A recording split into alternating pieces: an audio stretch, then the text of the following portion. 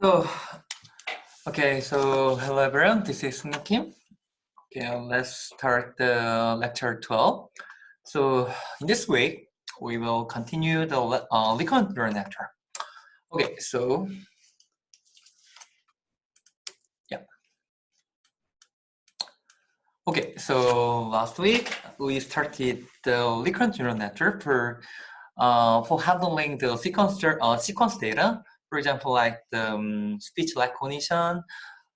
In speech recognition, our input is going to be the wave signal, and our output is going to be the natural language.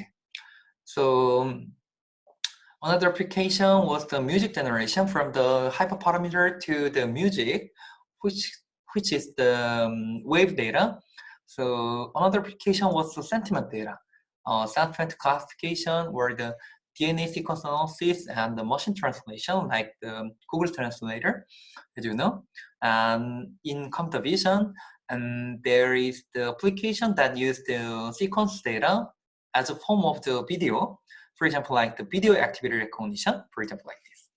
Another thing is that name entity recognition. All of those kinds of applications are based on the sequence data processing. So let me show some examples of the sequence data. First one is the ECG data set, ECG signal, which is the 3-channel input per each frame. So as you can see here, as evolving the time, we can get a 3-channel input, especially 100 samples per second, and we can acquire that for 2 minutes. Then our input data is going to be the 12,000 times 3 matrix form of the vector. So it's going to be our sequential data. The question is how to deal with such kinds of sequential data. It's not going to be the just a static data. For example, like this one. So far, we're just considering the such kind of 3 times 1, like this. So far, we just talk about the static data, for example, like this 3 by 1, but in sequential data, our input is going to be the 3 times 12,000 1, like this. So the main issues in this kind of the sequence data processing is how to use this such kind of the nearest neighbor information to estimate the current frame extract the current frame information. So we will talk about this one today. Another very well-known examples of the sequential data is the text sequential data. The text sequential data is the is represented by using a dictionary concept. The dictionary is built with the most frequently used 30,000 words, like this. Yeah, there are 3 kinds of ways to represent the text information using dictionary concept. The first one is the bag of word. So in bag of word concept, we set the dictionary and count the frequency of each word and express it as a vector of the m dimensions. M is the dictionary size. So okay, so if we set the 30,000 word as a dictionary, then our representation is going to be the 30,000 by 1 dimension. So it is good for the image retrieval case, but it's not suitable for the sequential data processing, sequential data representation. Another one is the one hot code, where each word is represented by m by 1 vector. Of course, it's this kind of technique is going to be very inefficient, as you can see here. So it's not desirable. Another very well-known method is the word embedding problem. Word embedding method. By analyzing the correlation between words in dictionary, and we can convert the word into the lower dimensional space, like this. This is word embedding. Okay, so to to handle the sequence data, the order in which the features appear is very, very important. So training sample may have a different sizes. So how to encode the context dependency in sequence data, it's going to be the very important issues in sequence data understanding. Something like this. So today we will talk about how to deal with the sequential data by using the recurrent neural network or RNN module. Okay, so let me start with the vanilla neural network things. So in vanilla neural network, we have an input data, for example, like n sample, right? Then our output is going to be the yn, right? So it was the vanilla neural network. Of course, it can be going to be the convolution neural network, for example, just NN or the CNN.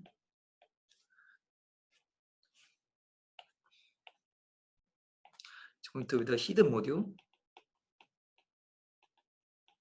hidden layers, right?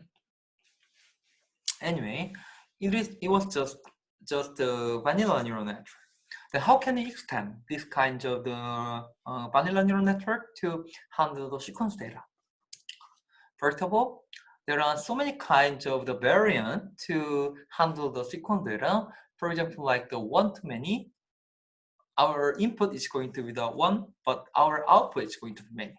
Or many-to-one case, our input data is going to be the many data, the many sequence data, and our output is going to be the one, depends on input, output.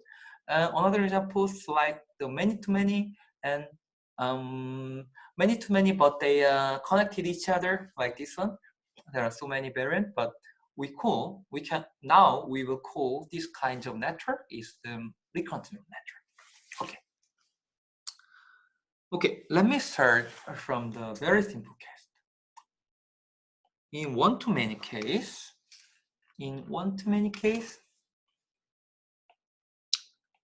our input is going to be the yn, but our output is going to be it's not a yn anymore, but it's going to be the vector.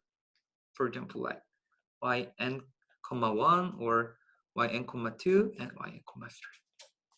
So from single input, we can generate the sequence data as output. So for example, in image captioning,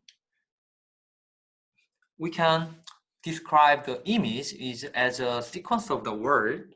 So this kind of the application is called the image captioning.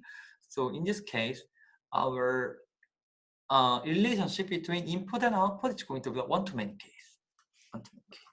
So, okay, let me show the example first.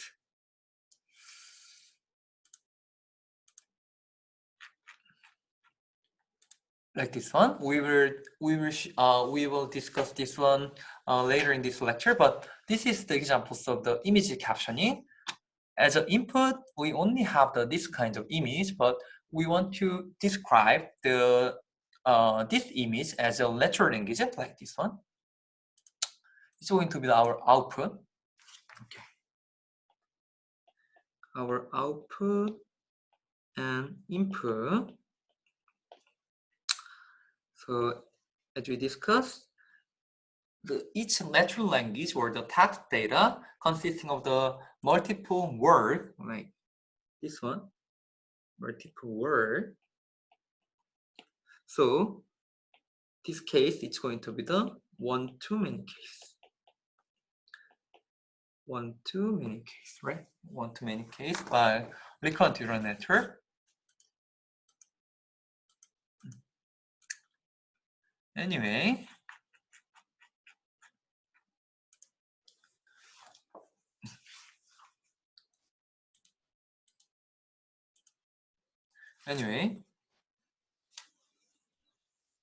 네, 질문부터 받고 넘어갈까요? 반열면한테 원톤을 매라는 건가요? 그리고 XY 중간에 네, 일단 네, 바닐라 네트워크에서 네, 그러니까 우리가 지금까지 얘기했던 뉴럴 네트워크 또는 컨볼루션 뉴럴 네트워크는 지금까지는 다 원투원 케이스만 생각을 했었어요. 그러니까 인풋이 xn이 들어왔을 때yn이 항상 대응되는 하나가 나오는 것만 생각했는데 사실 많은 어플리케이션들에서는 인풋이 어떤 시퀀스 데이터로 들어올 수도 있고 아웃풋 시퀀스로 나와야 되는 케이스도 있어요. 이렇게. 그래서 인풋이 여러 개일 수도 있고 아웃풋이 어떤 시퀀스가 템포럴로 연결됐든 아니면 시퀀셜하게 연결됐든 어떤 연결된 커넥티드가 됐다는 게 중요한데 커넥티드 된 아웃풋이 나와야 되는 경우들이 있겠죠. 이제 이런 경우에 우리가 리커런트 뉴럴 네트워크를 써야 되는데 바닐라 뉴럴 네트워크라는 건 저희가 현재까지 얘기했던 거를 말하는 거고 저 초록색이 사실 히든 레이어라고 보시면 생각하면 히든 레이어는 NN이 될 수도 있고 CNN이 될 수도 있다라는 게 무슨 얘기냐면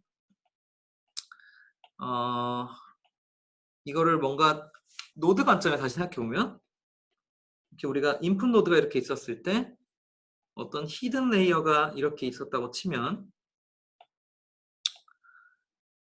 예를 들어서 우리가 그냥 뉴럴넷을 썼으면 사실 얘네들이 모두 다 풀리 커넥티드 되어 있다고 했었죠. 근데 컨볼루션 뉴럴 네트워크를 쓰면 어떻게 된다고 했죠? 로컬한 커넥션들만 일어나죠? 그렇죠? 기억나죠? 어찌됐든 그래서 얘가 이렇게 검정색처럼 풀리 커넥티드 즉 NN으로도 이루어질 수 있고 CNN으로도 설계가 될 수 있다.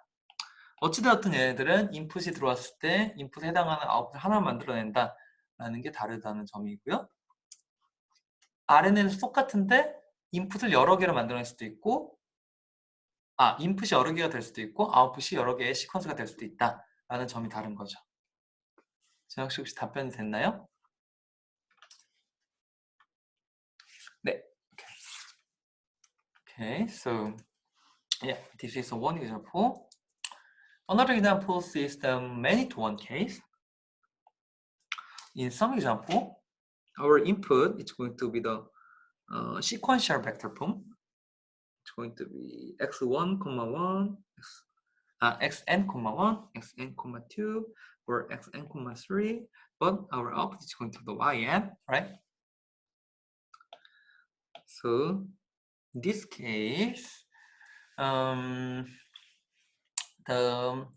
of the interesting examples for this case, like the action prediction.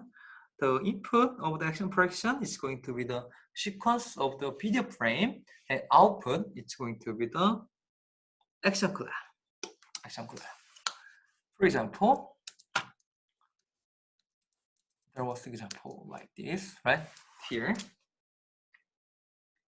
So in this application, to classify this video data as one single class label, we have to deal with this kind of sequence data. So in this case, it's going to be xn1, xn2, xn3, xn4, something like this, and our output is going to yn. So this is the action classification or the action recognition application. In this case, we also have to use the recurrent neural network. Right. Another example is like the many-to-many case. For example, like xn1, xn2, xn3. Our output is going to be yn1, yn2, yn3. Something like this. So video captioning is one of the example. The input is going to be sequence of the video frame, and output is going to be the caption. So for example, when you think about these kinds of examples again, then if we want to describe this video data as a natural language, then we have to formulate recurrent neural network. So our output is going to be yn1, yn2 or yn3, like this one. For example, like he is learning like this. Learning 어떻게 쓰죠? Learning like this. So it's going to be our output. Okay. So this is one example.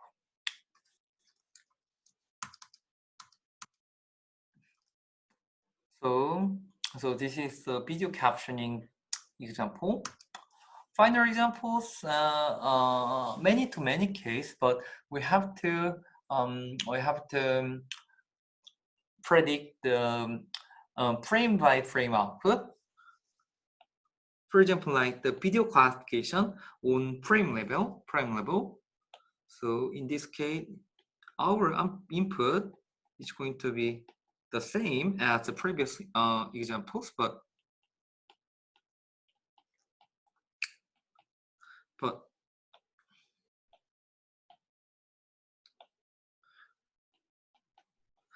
our output should be corresponded to the input frame.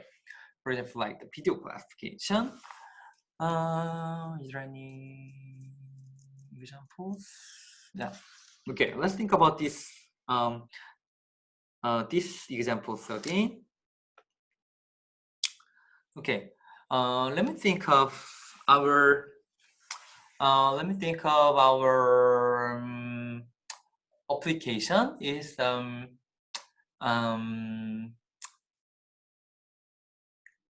video object classification. Okay, let's think about the video object classification. In video object classification, we have to classify each video frame as a class label, something like the human or non-human, like this one. For example, like the human class,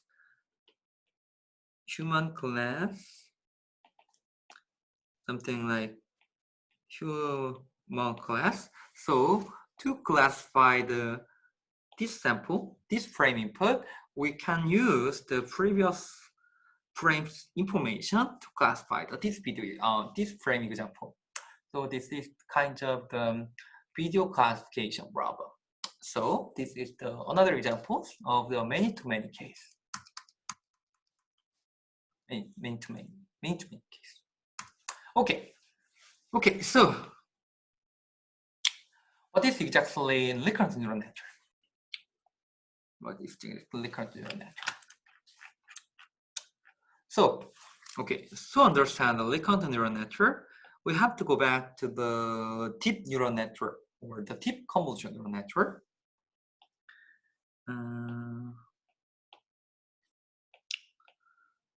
Our inputs are here, and our DNN module. DNN means the deep neural network, and Y is here. So it was the deep neural network, but in RNN module, the main difference here. The key idea of the RNN is that RNN have a internal state that is updated as a sequence is processed. So in this connection, we can give the information from the previous sequence information to the current information, which is going to be the internal state in the RNN module. Then it's like the memory. It's like the memory that memorize the information from the previous frames or the previous sample, like this one. Anyway, this is the formulation of the recurrent neural network. Okay, so to understand this kind of thing, let's unfold this recurrent neural network. Okay, this is the unfolded version of the recurrent neural network.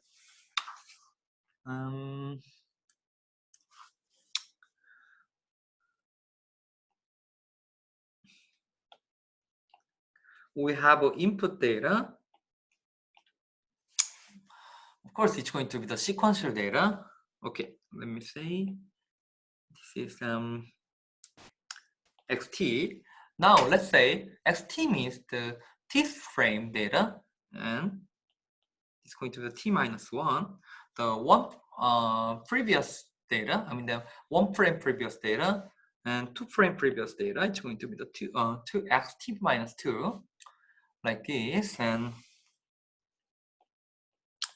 our output is going to be the plus 1 t and t plus large t and yt plus t. So this is the unpredicted version of the recurrent neural network. Though interestingly, these RNN modules are shared.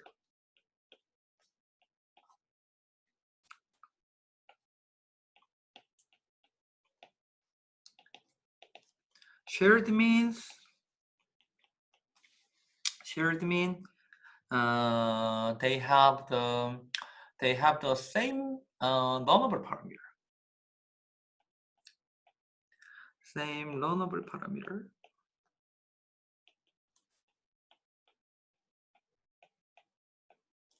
As a W, and each previous samples gives hidden state. Let me say as a ht minus 1 or ht or ht plus 1. That is, it's going to be the hidden state.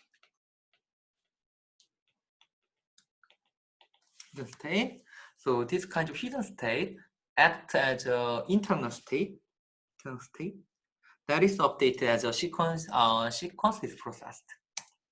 So this part, this hidden state part is the main difference between different design factors of the RNN to the previous deep neural network.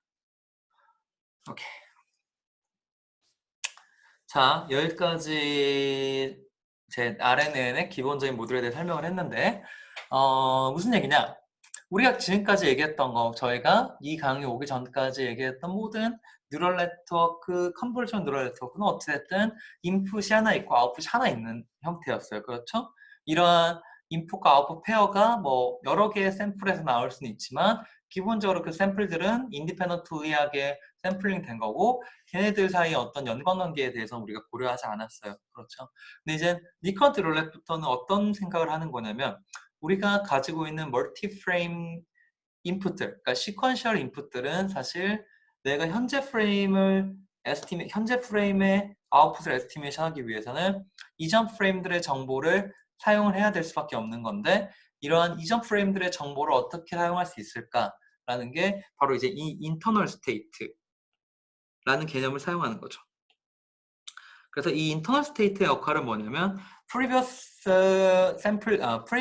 시퀀스 샘플들로부터 얻어낸 extraction된 인포메이션들을, 그러니까 피처들을 어떻게 현재 프레임의 정보로 에스티메이션 하는데 사용할 수 있을까라는 컨셉이고 이제 RNN 모듈이 이렇게 그래서 인터널 스테이트로 연결이 되는데 이러한 것들을 언폴딩을 시켜보면 다음과 같이 구성이 쭉 언폴딩이 될 거고 동일한 RNN 네트워크, 즉 동일하다는 거는 이 각각의 RNN 모듈들이 가지고 있는 네트워크의 파라미터들이 다 쉐어드 되어 있어서 즉 동일한 RNN 모듈을 붙여서 XT를 YT로 에스티메이션 하는데 이때 XT만 가지고 에스티메이션 하는 게 아니라 previous sequence example들에서 왔던 인포메이션들, 즉 HT라는 정보를 가지고 HT와 XT의 정보를 가지고 YT를 에스티메이션 한다 라는 게 가장 큰 리커런트 뉴럴 네트워크의 핵심입니다. 자, 혹시 여기까지 질문 있으신 분 있으신가요? 질문 있으신 분? 네, 질문 보고 갑시다. 클래스가 2개 이상인 데이터의 소프트맥스 클래시파이어. 그렇죠. 네. 그러니까 여기서의 중요한 거는 디멘전도 중요하지만 그러니까 샘플의 뭐랄까요? 이 샘플들이 시퀀셜한 데이터로 표현되느냐 안 표현되느냐의 차이인 거고 어쨌든 저희가 생각하는 이미지 클래시피케이션 문제에서도 뭐 이미지가 1000개의 클래스를 가진다 하면 1000by1 벡터가 나오긴 하지만 그건 어쨌든 한 개의 샘플에 해당하는 거죠. 그렇죠? 그래서 우리가 만약에 비디오 클래시피케이션을 생각했다. 비디오 이미지 클래스 각 프레임 레벨에서의 비디오 클래시피케이션을 생각했다. 근데 우리가 비디오가 예를 들어서 이미지가 8장으로 구성된 비디오였다. 써볼까요? 우리의 이미지 하나가 지금은 뭐 1000by1의 벡터로 표현되죠. 근데 이제 우리가 인풋 자체가 비디오로 됐다. 예를 들어 8프레임이 됐다 하면은 각각의 아웃풋도 어떻게 돼야 되죠? 뭐 1000by8이 돼야겠죠. 그렇죠? 그래서 이런 경우는 이제 멀티 시퀀스 아웃풋이라고 보는 게 맞고 기존에 한 프레임을 봤을 때는 싱글 아웃풋으로 보는 게 맞습니다. 네. 비디오 캡셔닝을 생각해 보면 자, 비디오 캡셔닝을 이 인풋으로 생각해 볼까요? 그래서 비디오 캡셔닝을 생각해 보면 이 인풋에서 이 비디오를 어떤 하나의 내추럴 랭귀지로 표현을 한다고 했죠? 그래서 내추럴 랭귀지로 표현을 하면 어쨌든 이 내추럴 랭귀지라는 게 하나의 어떤 벡터 폼으로 표현이 될 거예요. 예를 들어서 우리가 가지고 있는 월드 딕셔너리를 만약에 뭐 3만 바이 1으로 표현한다면 각각의 월드들, 각각의 이 월드들은 3만 바이 1의 벡터로 표현이 될 거고 그럼 얘가 만약에 3개의 아웃풋이 된다면 뭐 3 곱하기 3만으로 표현이 되겠죠? 그런 식으로 표현이 될 텐데 이런 경우에는 네 어쨌든 우리 아웃풋이 싱글 월즈가 아니라 멀티플 월즈, 그러니까 시퀀셜 월즈로 나와야 되기 때문에 이제 이런 경우가 RNN을 가지고 풀어야 되는 경우가 되겠죠. 네. 네. 마르코브 체인과도 유사한 면이 있죠, 당연히. 네, 맞죠. 네. 마르코브와도 유사한 면이 있고, 근데 RNN이라는 것 자체는 기본적으로 뉴럴 네트워크에 초점이 맞춰 있다고 생각하시면 돼요. 그래서 마르코브 랜덤 필드 같은 경우는 마르코브 체인은 어쨌든 제너럴한 머신러닝에 다 사용될 수 있는 반면에 이제 리커런트 뉴럴 네트워크는 조금 더 생각을 해보면 이름에서 볼 수 있듯이 어쨌든 뉴럴 넷에 초점이 맞춰 있어서 이 히든 스테이트들 이제 오늘 뒷부분에서 볼 거지만 이 히든 스테이트들이 어쨌든 뉴럴 네트워크의 히든 레이어 그러니까 히든 노드들로 구성되어 있고 걔네들에다가 그 히든 레이어들에다가 다른 다시 한번 뉴럴넷을 붙임으로써 어떤 에스티메이션을 내는 형태로 구성이 돼요. 그렇기 때문에 RNN은 기본적으로 뉴럴 네트워크에 초점이 맞춰 있다고 보시면 될 것 같습니다. 네. 혹시 다른 질문들이 있으신가요? 네, 없으면 조금 더 빨리 넘어가도록 할게요. Okay, so let me show you the formulation of the recurrent neural network. So this is the formal notation of the recurrent neural network. We can process the sequence of the vectors x, by applying the recurrence module at every time step. For example, this is the general form of the recurrent neural network. xt is going to be the input vector at some time step. In this case, the t time step.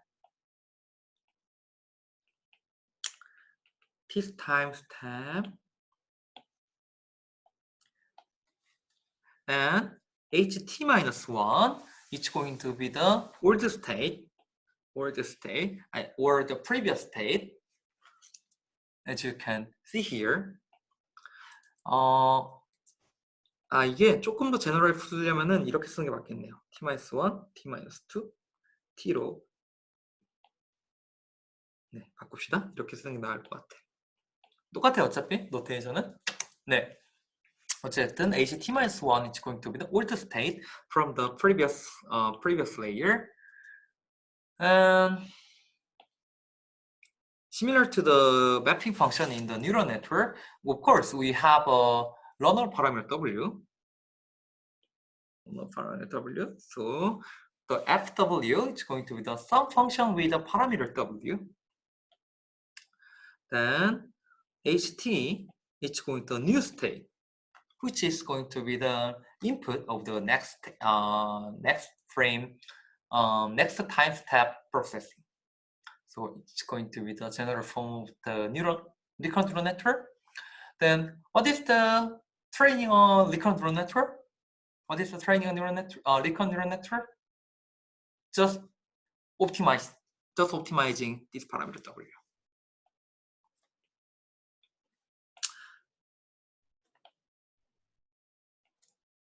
So training recurrent neural network means we estimate the optimal parameter W that maximize that satisfy this kind of recurrence formula. This is the recurrent neural network. There's some notice that the same function and the same set of the parameters are used at every time step. Same function and same set of the parameters are used at every time step. Means like this, shared one. So each RNN module should be shared across each time step. Okay. So this is the formulation of the recurrent neural network, right? So if we think about the recurrent neural network more specifically,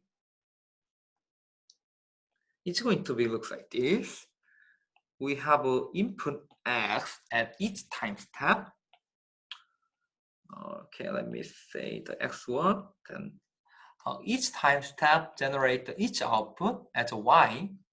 So Xn and Y1 and X2 and Y2 and X3 and Y3, blah blah blah blah blah. Let's say Xt and Yt like this. Y1, Y2, Y3, Yt, Xt. And we have a hidden state H0, H1, H2, H3 at each time step, right? Of course, each RNN module have the same non-null parameter W, and they are shared each other. This is the recurrent neural network. It's very easy, right? Let me think further. Then how can we formulate this mapping function, f of W, FW? How can we formulate this FW? There are many methods to formulate this one, but I'd like to show you the very simple version of the FW to handle both the input xt and hidden state ht-1 simultaneously. The state consisting of the single hidden vector h, right? H. Then we can formulate this FW as something like this. Something like this. I'd like to draw the figure. If you remember, convolution neural network, it was something like this, WT and YT. It's just like TNN, right? And comparing to this one, our mapping function of the hidden neural network, recurrent neural network, it's going to be xt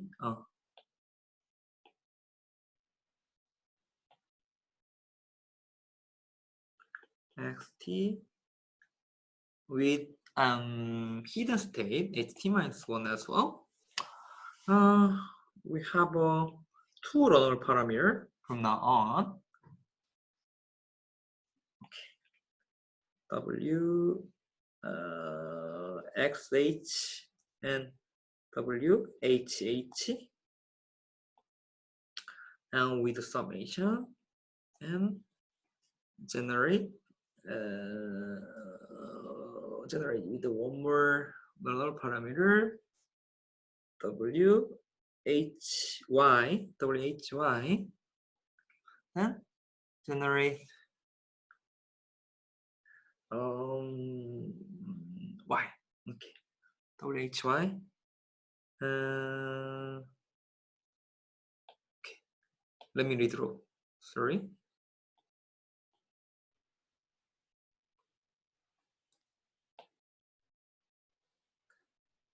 There is the tangent function.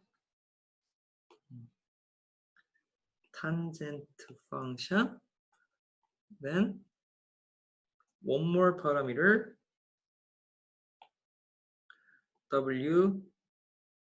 why, then it's going to be yt and ht. Okay. So this is the general form of the Lincoln neural network. So when we represent such kinds of the operation in an equation form, we can represent like this. This is the input xt here, and ht-1 is the previous state, right?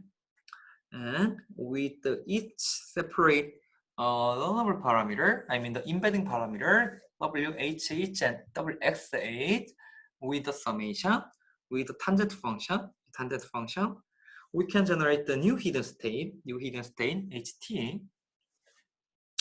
ht, and ht, with ht, we can finally estimate the output why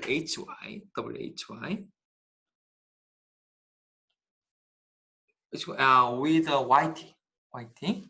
So in other words, yt is going to be the output of this single step of the RNN module. Of course, they are sequentially defined like this, but the learner parameter, I mean whh and wxh and why shared at each time step.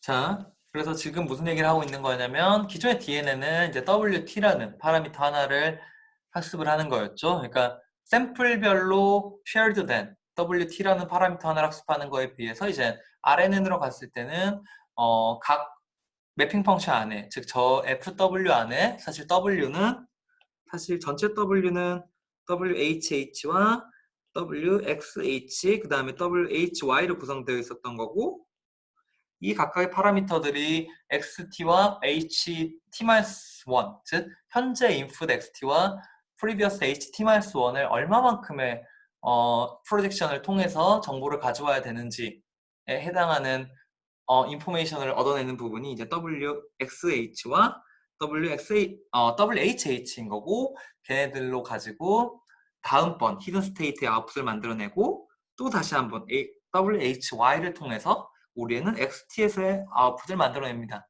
그렇죠. 그래서 잘 생각을 해보면 기존의 DNN 같은 경우는 XT라는 인풋만 가지고 우리가 YT를 다이렉트리하게 에스티메이션 했다는 거에 비해서 우리는 어쨌든 XT로부터 YT를 에스티메이션 하기 위해서 이러한 플로우를 가지고 인포메이션을 프로파게이션을 하지만 더불어서 이러한 HT로부터 들어오는 정보까지가 서메이션, 즉 합쳐져서 YT의 인포메이션, YT의 아웃풋을 내는데 사용이 된다는 점이 가장 다른 거죠. 즉 다시 얘기해서 저 HT라는 게 인터널 스테이트를 작용을 하면서 이전 프레임들의 정보를, 이전 타임 스텝의 정보를 우리가 현재 타임 스텝을 에스티메이션하기 위해서 사용할 수 있도록 만들어주는 하나의 벡터가 되는 거죠. 알겠죠? 그래서 결론적으로 보면 저 HT-1이라는 것도 어쨌든 벡터 또는 매트릭스 폼으로 정의가 될 거고, 그 HT-1이 XT라는 인풋 매트릭스를 어그멘트하는 효과가 있는 거죠. 자, 무슨 말인지 이해했죠? 이게 this is the general formulation of the Lee neural network. Of course, we can formulate the Lee neural network in a various way, but this is the very simple but very formal way to formalize the Lee neural network module. So when you just formulate the Lee neural network, then you can just use this kind of simple modules in your Lee neural network.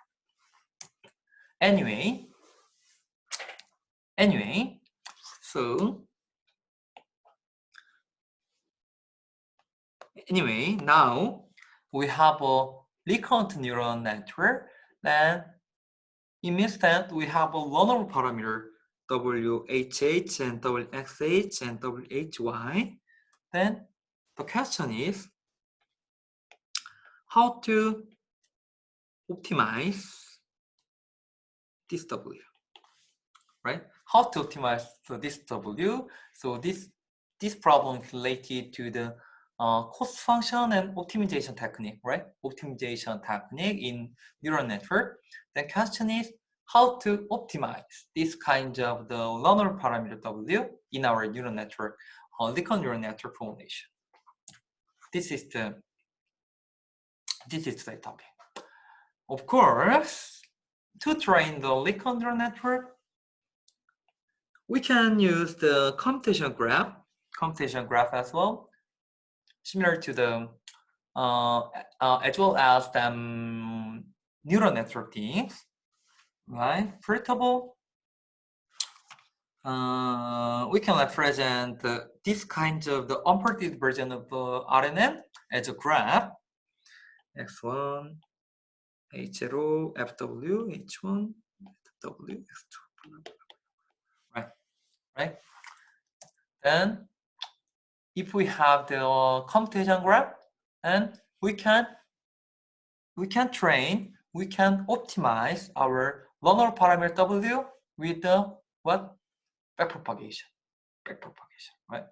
Computation graph with the backpropagation, it's going to be the good way to represent to train our network. So to train the recurrent neural network, the same technique can be used. So first of all, same weight matrix at every time step I use, as we discussed. So same W is going to be defined each mapping function FW, and many computation graph case, for example, many-to-many case, the computation graph is going to look like this. X is here, Y1 is here, X2 is here, Y2 is here, but to generate the output Y2, we have to consider the H1, blah things, then YT is going to look like that. In other words, if there is a loss function at each module, let me say loss gradient with respect to yn, or the loss gradient with respect to the y2, or loss gradient with respect to yt, then we can backpropagate such kind of the loss gradient like this one. Then by accumulating the loss gradient, then we can train this learner parameter W, right? So this is the technique to train our parameter W in recurrent neural network, right? There are another possible computation graph in many-to-one case. X1, X2, X3 is going to be the input data. Output Y is going to be the single output case. Another case is the one-to-many case. X1 is here. Output Y is going to be here, right? One-to-many cases. Right, this one. So let me show you example. let's think about the sequence to sequence case. For example, like many to many plus one to many. So this is the simple examples of the machine translation.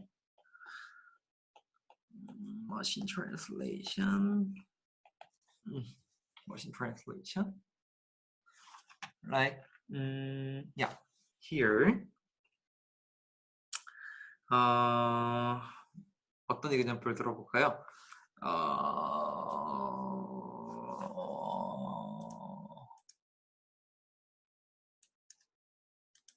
우리 그려봅시다. There.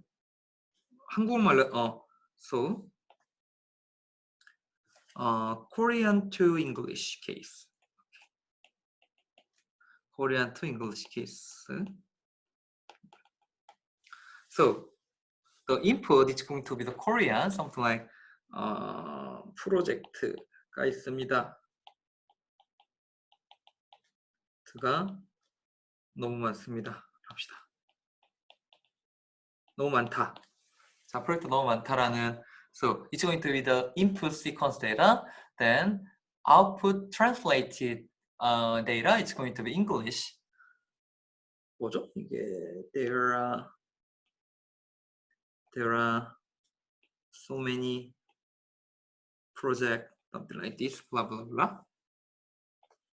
Anyway, this is the single word as an input form, and it's going to be the output form, right? Right.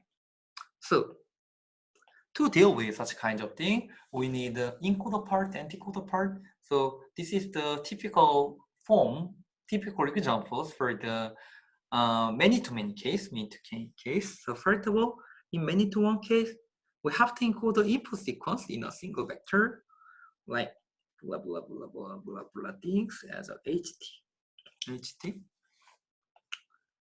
as a single vector. And in decoder part, for example, like the one-to-many case, we can produce the output sequences from the single input vector from this ht. We can generate the sequential output like this one and this y1 for the it, right? So this is the typical examples of the many-to-many case by using a recurrent neural network. Okay. So the question is how to train this network, how to find the optimal parameter W in those kinds of things. Oh, by the way, these two parameters are not shared. Okay, let me say this is W1 and this is encoder parameter and this is decoder parameter. 인코더랑 디코더라는 단어에 지금은 너무 신경 쓰지 마요. 저희가 인코더 디코더라는 거에 대해서 다음 시간에도 배울 거지만 현재는 어쨌든 인풋을 처리하는 걸 인코더라고 생각하고 아웃풋을 제너레이션하는 걸 디코더라는 정도에서만 이해하면 돼요. 그래서 인코더를 위해서 사용되는 W들은 당연히 이 프레임들마다 shared 되는 게 맞고 디코더를 위한 파라미터도 다른 형태로 shared 되는 게 맞겠죠? 됩니다. So the question is how to find out this W encoder and W decoder, or just W. How to find this? First of all, we need a commutative graph, as we discussed here, right? And then just to use the backpropagation. So backpropagation through the time step. Okay, so our first strategy is to forward through the entire sequence to compute the loss and backpropagate through the entire sequence to compute the gradient. What does it mean?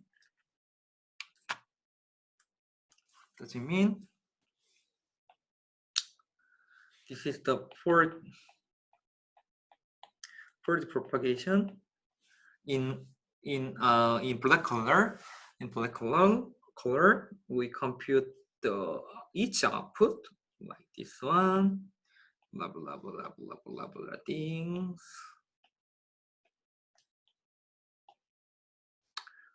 and then compute the loss here, right? And then in backpropagation,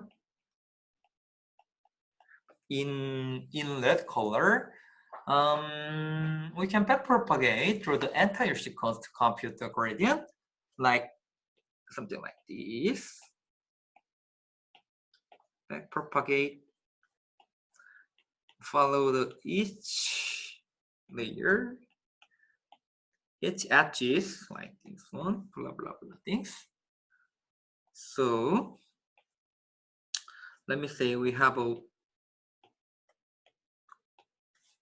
shared parameter W. Then to train this parameter, let me say parameter, we have to consider not only this loss gradient, but also this kind of loss gradient, and every because these parameter W are shared, so we have to accumulate each backpropagation from here, here, here, here, here, here, or here, blah blah things. This is a brute force way to compute the loss gradient by using the backpropagation, right? But as you can see here, as you expected, it's not going to be the efficient way, right?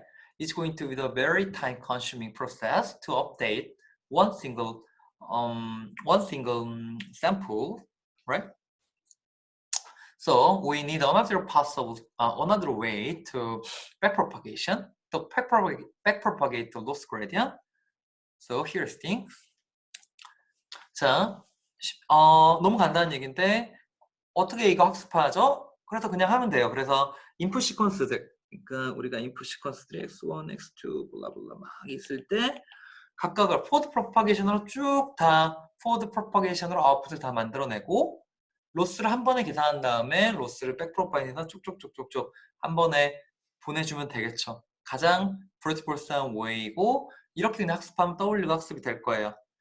이렇게 컴퓨테이션 그래프와 백프로파게이션으로 학습이 될 텐데 문제가 생긴 거죠. 우리가 지금 생각하는 시퀀스 데이터들은 사실 데이터가 너무 많기 때문에 그러니까 시퀀셜로 이루어지는 게 샘플 하나가 아니라 예를 들어 뭐 8프레임, 10프레임 또는 뭐 200프레임의 시퀀스를 고려하기 때문에 비효율적인 거죠. 이런 식으로 업데이트를 하는 게. 그래서 이제 이런 비슷한 문제를 우리가 미니 배치 그레디언트 디센트를 생각해 봤을 때 어떻게 했어요? 전체 샘플에 대해서 한 번에 로스 그레디언트를 계산하는 게 아니라 배치 단위로 어떤 섭 샘플에 대해서 로스 그레디언트를 계산하는 게 훨씬 효율적이면서 효과적이었다라는 것들을 알려져 있었죠. 똑같이 하면 돼요. 그러니까 리컨 뉴럴 네트워크에서도 업데이트를 이 모든 프레임, 이 모든 타임 스텝에 대해서 한 번에 할 수도 있겠지만 너무 비효율적이니까 어떠한 이 시퀀스를 어떤 청크 오브 데이터로 바꿔서 청크마다 로스 그레디언트를 업데이트하는 식으로 우리가 이 방법을 바꿀 수가 있게 되고 이게 이제 이러한 방법으로 RNN의 저 러너블한 파라미터 W를 학습할 수가 있게 되는 거죠. 이게 backpropagation through the time in RNN의 핵심이 되겠고요. 그래서 이렇게 하면 돼요. 엄청 간단한데. So our new strategy is the truncated backpropagation through the time. First of all, learn forward and backpropagation through the chunk of the sequence instead of the whole sequence. Chunk of the sequence like this one. So we will divide the input sequences as a chunk of the data like this one and update the learner parameter W at each chunk of data. Here is thing. This is the first sequence data, and just compute the loss function and backpropagation loss function to this module and update this parameter W, and then we process another chunk of data to this kind of thing and compute the loss function and backpropagate the loss gradient to update the RNN module.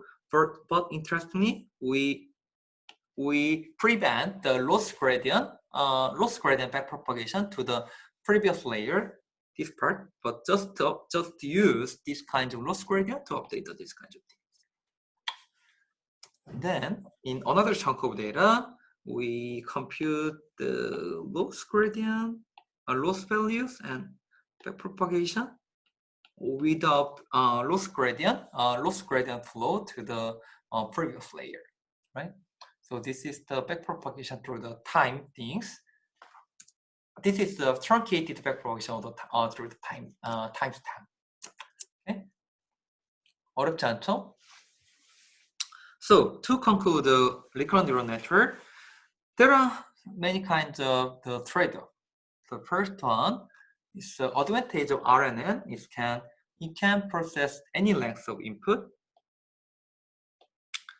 because they just use the shared RNN module. So it means that you can process any length of input, and computation for step T can, in theory, use the information from many step back. Right? So as you can see here, to estimate the output here, we can consider every possible previous step to update this kind of thing, right? In theory, we can use the information from the many step back. Other size does not increase for the longer input. Other size does not increase longer input. Why? Because they are shared. So we don't need the additional parameter. And same weight applied on every time step. So there is the symmetry in how inputs are processed. Same inputs applied to the every time step. So there is a symmetry is how inputs are processed. Like this part, the symmetry. This is the RNN advantages, but it also has some disadvantage. First of all, recurrent computation is really slow. Comparing to the original CNN module, it has the additional internal state as 8, so it's going to be really slow compared to the previous CNN module. And in practice, it is difficult to access information from many back. Actually, this statement contradictive to these kinds of things. Theoretically, it can use the information from the many steps back, but practically, it is difficult to access the information from many steps back. So this is the disadvantage of RNN. So to solve this kind of thing, there are so many variants to overcome this kind of limitation. So it's going to be a starting point of the LSTM module we will discuss today. Anyway, this is the disadvantage of the RNN module. Okay. Is there any question? 네. 질문 좀 받고 갑시다.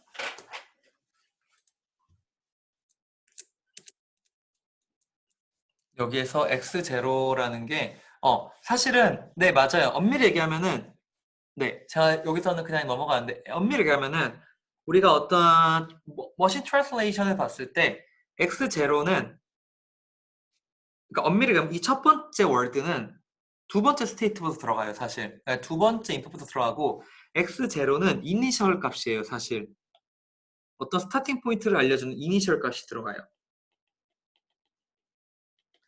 그래서 이니셜 벡터가 사실 인풋 시퀀스랑 상관없이 어떠한 고정된 상수값으로 들어가거든요. 왜냐하면 그게 우리 어떠한 시퀀스의 스타팅 포인트를 나타내주기 위함인 거고, 그럴 때면 이 x0가 사실 여기 똑같이 들어가는 거예요. 아, 얘는 x1, x2겠네. 그렇죠? 얘가 이렇게 들어가는 거예요. 네. 그래서 어쨌든 우리가 왜 시퀀스 자체가 어쨌든 고정된 크기가 아니기 때문에 어떤 스타팅 포인트를 알려줘야 되는 어떤 뭐랄까 인디케이터가 필요한 거고, 그게 이제 x0의 역할이라고 보시면 될 것 같아요. 혹시 is there any other question? 아니 퀘스천 한번 볼까요? 저기 오늘 사람이 많이 들어왔네요. 51명 들어왔네. 혹시 question so far for previous lectures something like this? 자, 우리 이제 진짜 많이 왔죠? 우리 지금 이제 12강 하고 있고 정말 우리 강의로만 치면 이제 3강이 채 안 남았어요. 그쵸? 그래서 많이 왔는데 많이 잘 따라오셨나 모르겠어요. 그건 모르겠고 시험을 보면 알겠죠? 우리 마지막 기말을 보면 알 거고 질문 현재까지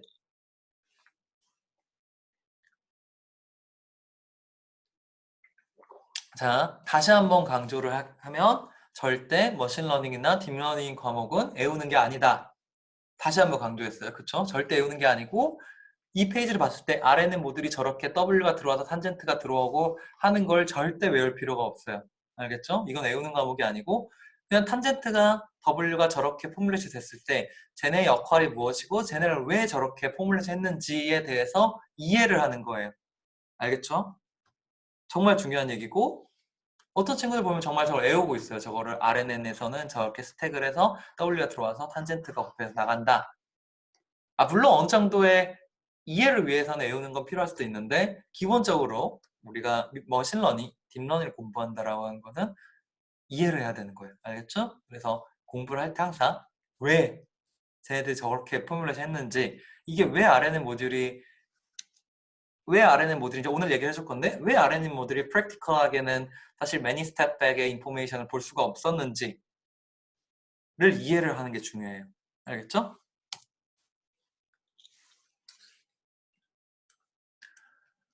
네, 질문이 RNN에서 파라미터들이 반드시 같아야 될 이유가 있나요? 없어요. 파라미터들이 같아야 될 이유는 없고 그런데 기본적으로 일단 우리가 RNN을 쓰는 이유 자체가 어떤 any length input에 대해서도 프로세싱 하려고 하면 우리가 파라미터를 다르게 형성하면 예를 들어서 첫 번째 시퀀스와 두 번째 시퀀스와 세 번째 시퀀스의 파라미터를 다르게 설정을 한다고 치면 우리는 인풋 랭스 자체가 고정을 시켜버려야 되는 거죠.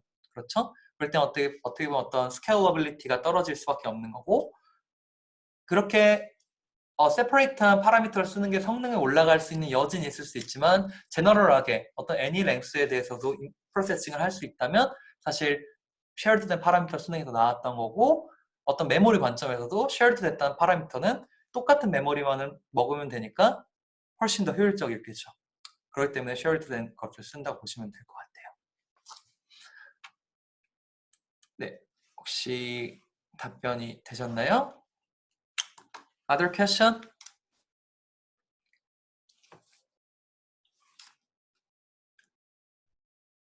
네, 없으면은 우리 지금 6시 넘었는데 하나만 더 보고 끝냅시다 오늘.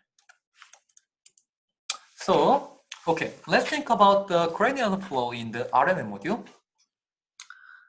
This is the general formulation of the RNN module, which is the exactly same that I draw for you in here.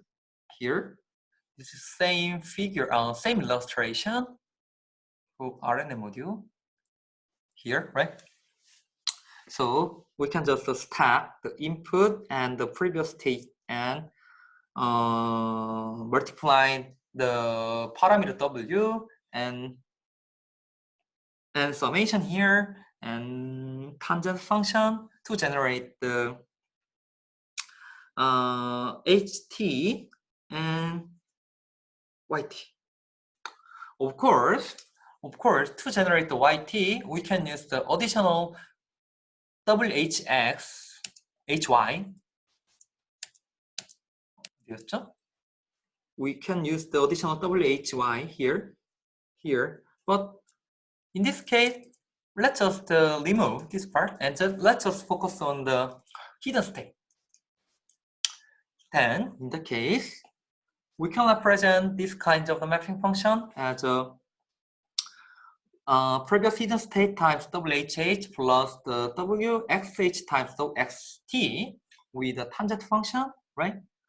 We can reformulate this one as a single matrix and a single input, right? Then we can represent this kind of two parameter as a one single vector, W and input signals like this. This is our rule in the RNN module. 그렇게 나타낸 거예요. 그럼 우리가 찾아야 되는 WHH와 WXH를 W로 표현할 수가 있겠죠? 뭐 어렵지 않죠, 이거는?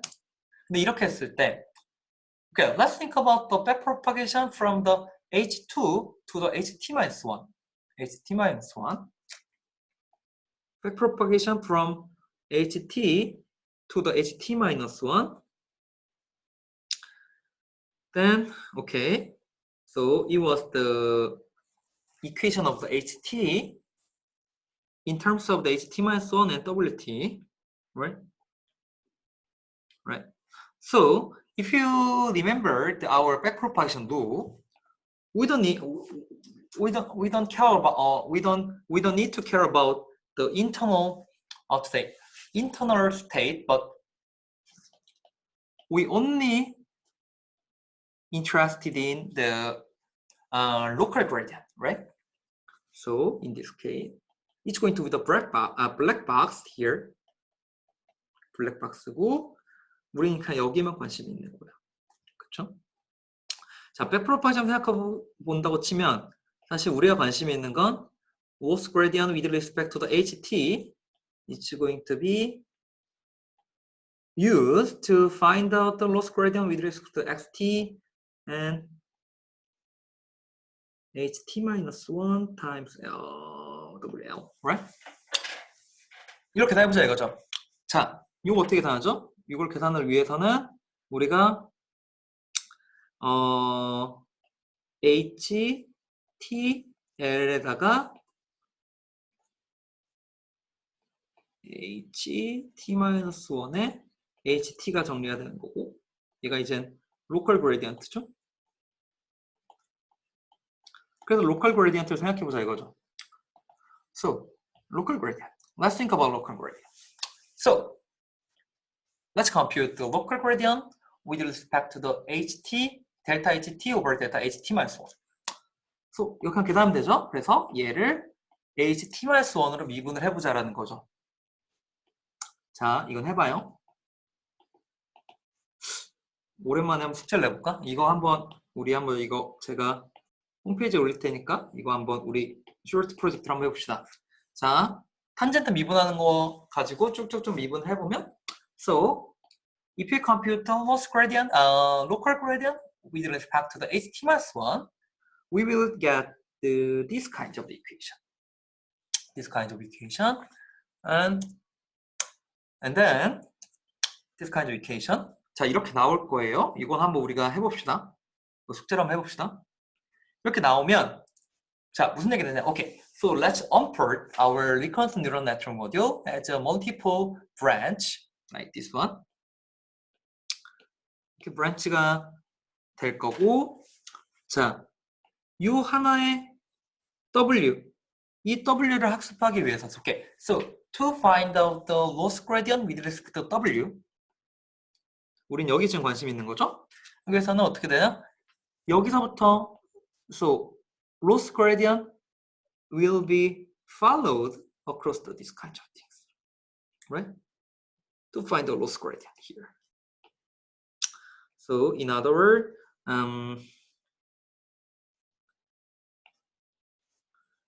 이게 무슨 얘기냐면은,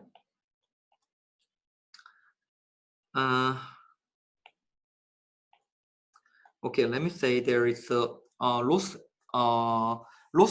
function for the y4, y3, y2, and y1, right? Then local gradient for the loss gradient for the W parameter is going to look like this. We can represent loss gradient, LT loss gradient from here with respect to W here. It's going to be represented by chain rule, right? This one. 무슨 얘기냐면 여기서 각각 체인 룰이 쭉쭉쭉 로컬 그레디언트를 곱해지면서 일로 들어오겠죠? 이렇게 되겠고 얘를 다시 표현하면 이런 식으로 표현이 될 거예요. 여기에 인터널 로컬 그레디언트들의 곱으로 표현된다 이거죠. So, in other words, our L4 with respect to HT, in this case H4 here, and we are interested in LW and L4, then they are determined by the multiplication of the local gradients for each modules, like this one, right? What was the local gradient for each module? Each RNN module? It was defined, looks like this. 이거 한번 계산해봐요. 그래서 이렇게 나올 거니까 얘네들의 곱으로 표현이 될 거고, 얘네들의 곱으로 표현이 될 거고, 자, 얘네들의 우리가 저번에 액티베이션 펑션 공부할 때 배웠는데 저렇게 탄젠트 펑션의 미분은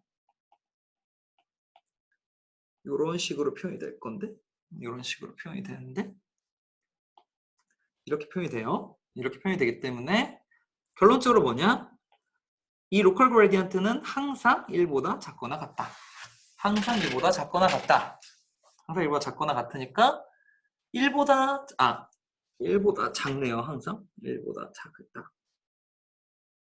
항상 1보다 작으니까 so multiplication of the such kinds of the local gradient and multiplying, then it's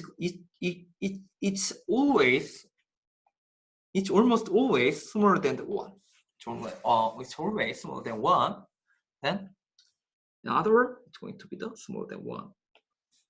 It means that there will be the vanishing gradient problem. So, in other words, to find out this kind of thing, we need to use this loss gradient from the loss function. But due to this kind of term, which is smaller than 1, then there will be the vanishing gradient problem. It means that this term is going to be 0. It's almost 0. So, in other words, in vanilla RNN module, there will be the vanishing gradient problem. So due to this kind of effect,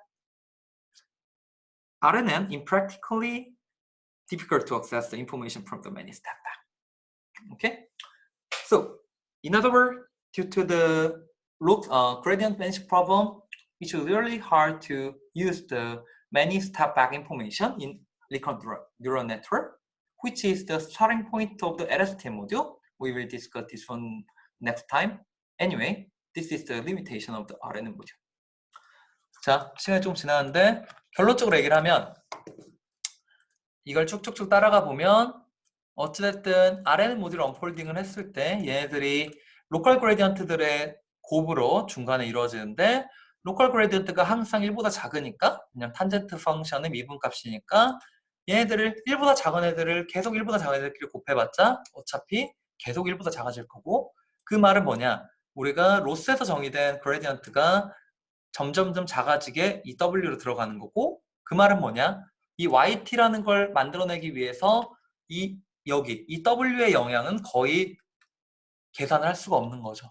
다시 돌아가면 우리가 저렇게 4프레임 전에 4개의 타임스탬 전에 있는 정보를 써서 Y4를 에스티메이트 하기 위해서는 Y4의 로스로부터 이쪽에 있는 W를 학습하는데 영향을 줬어야 되는데, 그래야 얘네들의 정보로 Y4를 업데이트를 할 건데, 이러한 그레디언트 베니시 프로블럼이 발생하기 때문에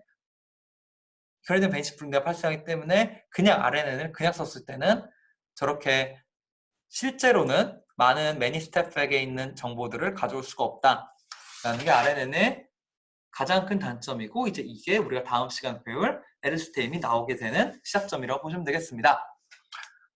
네, okay. So this is the end of today's lecture. Next day we will start the long shot term memory, which is the variant of the recurrent neural network, to solve the limitation of such kinds of things. Okay. So this is the end of today's lecture. Thank you for listening and see you next time. Thank you.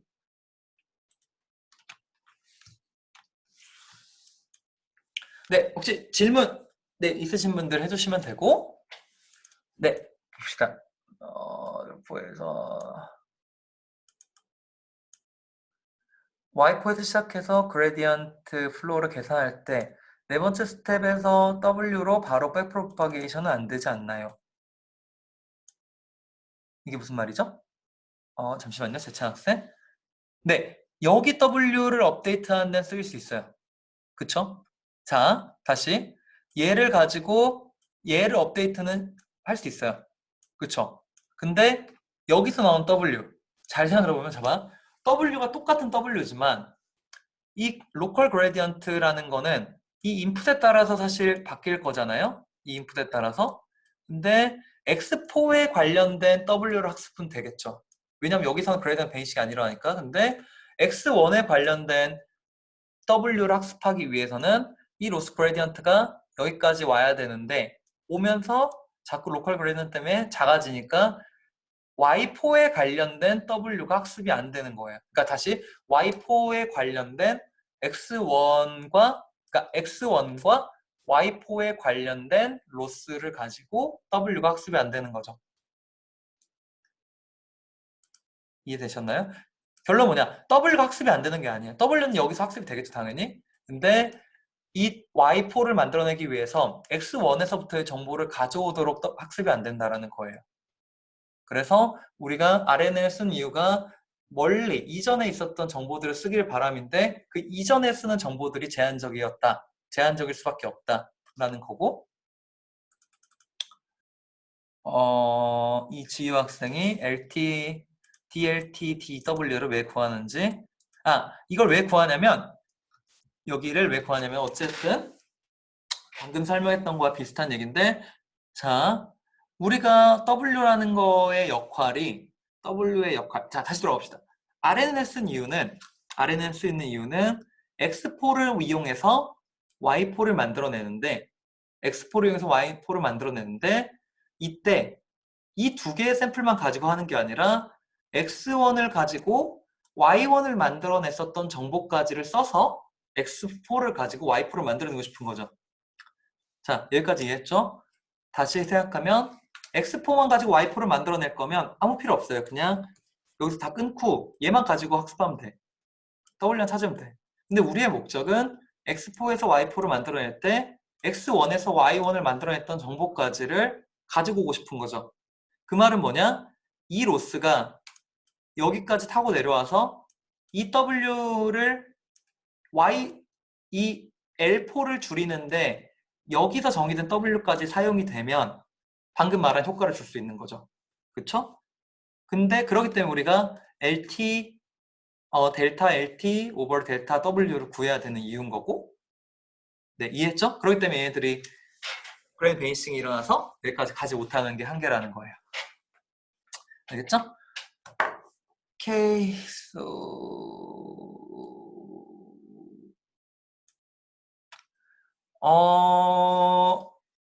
그레디언트 베니싱 문제는 사실 해결할 수가 없죠. 그러니까 트렁케이티드 백프로파게이션을 이용하면은 컴퓨테이션 타임은 줄일 수 있는 거고 컴퓨테이션 타임을 줄일 수 있지만 얘네들을 이렇게 잘라서 한다고 해도 백프로파게이션 그러니까 그레디언트가 여기서부터 여기까지 안 가는 건 방지할 수가 없겠죠. 네, 민공학생 다시 돌아가면 트렁케이티드 네 그렇게 하면 되고 네, 성방학생 너무 좋은 접근법이고 맞아요. 결론적으로 뭐냐? 이게 바로 LSTM의 시작점이에요. 약간 다르긴 하지만 이전 정보를 이 로컬 그레디언트가 지나지 않고 H를 H1으로 H2로 바로 연결시키는 모듈을 만드는 거. 여기에서 어떠한 뭔가를 해서 H2로 H1을 연결시키는 스킴 레이어를 만드는 게 바로 LSTM의 시작점이에요. 매우 좋은 지적이고 다음 시간에 좀 더 보도록 합시다. 네, 지은 학생이 이 슬라이드에 있는 식의 W는 자, 기본적으로 RNN은 모든 W가 X에 대해서 같아요. 자, 이걸 이해하는 게 중요한데 이 W랑 이 W는 사실 같아요. 모든 W는 같은 거야.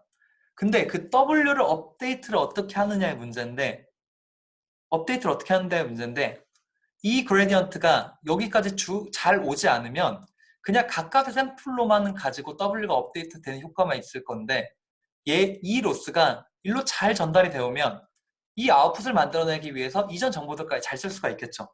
잘 쓰도록 W가 학습이 되겠죠. 그 차이예요. 지은 학생 그걸 이해해야 돼. 그래서 W는 모든 타임스텝에 대해서 같다. 하지만 그 W가 각각의 샘플에 대해서 학습이 되는 거냐, 각각의 이전의 프레임들까지 사용돼서 에스티메이션하도록 W 학습이 되는 거냐는 후자의 경우가 더 나은 거죠. 네. 후자의 경우처럼 학습하기 위해서 W 쓰는 거고, 업데이트된 이후에 W는 네, 당연히 달라질 수가 있죠. 네, W는 한 번에 업데이트가 되면 W는 계속 업데이트가 되죠. 네, 네. 알겠습니다. 어쨌든 네, 오늘 얘기했던 것들 제가 그냥 넘어갔는데 요런 거 한번 해보세요. 백프로페션 해봐야 본인이 이해가 되지. 아무리 탄젠트로 미분하면 0보다 작다, 1보다 작다라는 거 아무리 외워봤자 나중 되면 기억 안 날 거야. 아마 본인들이 손을 해보지 않으면.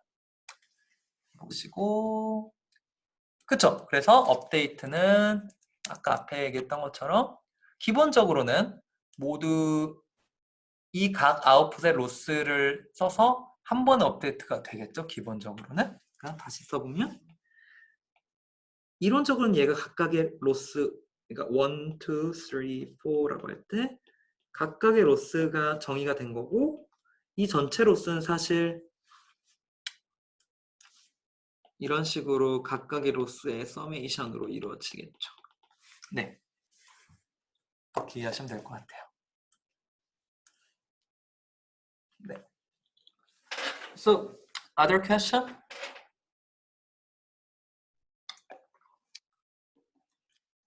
Okay, so if not, let's finish this lecture. Thank you. 질문 또 있네요. 30페이지에서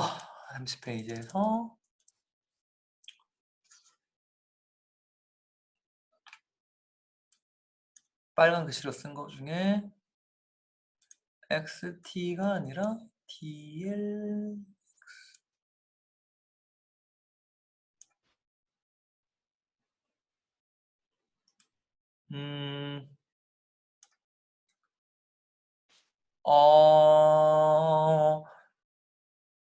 이것도 맞고, 그러니까 사실 엄밀히 얘기하면은 이걸 조금 더 정확하게 표현하면 이 블랙박스 안에 러너블한 파라미터 하나 더 있는 거잖아요. 뭘로 있어요? W로 있는 거잖아. 그래서 이 W까지 표현을 하면 이렇게 W로 표현하는 게 맞긴 한데, 지금 제가 표현한 거는 X 쪽으로의 백프로파이션이니까 이렇게 표현을 한 거예요. 왜냐면 저 W가 블랙박스 안에 있다고 가정했어요, 사실. 혹시 이해하셨나요? 그러니까 이거를 이 그림에다 표현하면 우리가 로스 그레디언트가 HT가 있고 이렇게 얘를 구해야 되고 얘도 구해야 되고 얘도 구해야 되는 거죠. 그렇죠. 네 가지, 이 세 개를 다 구해야 되는 거죠. 네, 그렇게 이해하시면 될 것 같아요. 기본적으로 업데이트의 대상이 아니긴 한데 제너럴하게, 제가 저번에 했지만 제너럴하게 표현을 하는 건데, 왜냐 우리가 기존의 딥 뉴럴 네트워크를 할 때 생각해보면 어쨌든 그러니까 X가 이전 레이어의 아웃풋인 경우에는 저렇게 로스 그레디언트가 들어갔어야 되잖아요. 기억나죠? 그러니까 그 전에 우리가 어떤 레이어를 여러 개 연결했을 때는, 그쵸? 근데 그냥 단순하게 얘가 인풋이다, 이때는 업데이트를 안 해도 되는데, 예를 들어서 우리가 이런 케이스인 경우도 여기서 상관이 없겠네요. 여기서도 얘로는 업데이트를 안 해도 되니까 상관이 없는데, 만약에 이 X에다가 어떠한 레이어가 하나 더 붙어서 연산이 들어간다면, 레이어가 하나 더 붙는다면은 사실 업데이트가 일로 돼야 되잖아요. 그렇기 때문에 우리가 항상 생각할 때는 이 모듈 하나에 들어오는 그러니까 이 모듈 하나에 들어오는 모든 인풋에 대해서는 다 로스 그레디언트를 계산한 것처럼 생각을 하는 게 맞아요. 네. 왜냐면은 사실 실제 우리가 어떤 모듈을 만들어서 우리가 파이토치 같은 거 정의를 내릴 때는 그냥 인풋이 어디에 들어가는지 상관없이 다 계산해 놓거든요. 그리고 그 로스 그레이디언트 쓰느냐 안 쓰냐만 바꾸면 되기 때문에, 왜냐면 이 인풋이 그냥 정말 로우한 인풋이었냐 아니냐까지를 우리가 어떤 펑션에 넣기엔 너무 복잡해질 거 아니에요. 그래서 우리도 항상 생각을 할 때는 제너럴하게 생각하는 게 중요할 거예요. 알겠죠? 네. Okay, so this is the end of today's lecture. Thank you very much and see you Wednesday. Thank you.